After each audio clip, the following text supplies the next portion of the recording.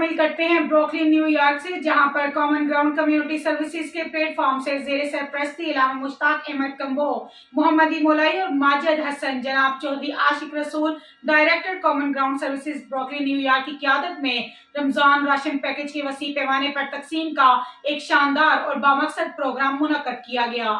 तकरीब का इफ्तिताह मोहतरमा madam Faraz City Women Council ने किया। ये फलाही इक़दाम मुआशरती भलाई और इंसानियत की खिदमत की एक आला मिसाल था, जिसके तहत मुस्तहिकीन बशमूल यतीम, बेवा खवातीन और नादार अफराद को बुनियादी ज़रूरियात की अशिया जैसे आटा, चावल, चीनी, ऑयल, अंडे, दूध, चिकन और खुश्क सब्जियां और दीगर अशिया खुर्दनोश फराहम की गई। फूड पेंट्री के जरिए सैकड़ों मर्द और खवातीन ने फायदा उठाया, जिससे उनके घरेलू अखराजात में सहूलत पैदा हुई। इस अजीमुल-शान प्रोग्राम की निगरानी और तकसीम के फराइज Mian Zafar Iqbal, deputy director, chief coordinator Chaudhry Jamshed Gujjar, Majid Hassan, Mohtasham Kamboh, Mohammadi Molai, Mahad Hassan, Ahad Hassan, Abdul Hameed Mughal, तार बेग, फुरकान मंजूर और राजा जफीर अहमद ने अंजाम दिए। तकरीब में मैडम फरा, मैडम कलरा, मुश्ताक अहमद, माजिद हसन, चौधरी आशिक रसूल, चौधरी ताहर बेग और सदाकत लालपुरिया ने इजहार ख्याल करते हुए इस नेक अमल को बेहद सराहा और मुबारकबाद पेश की।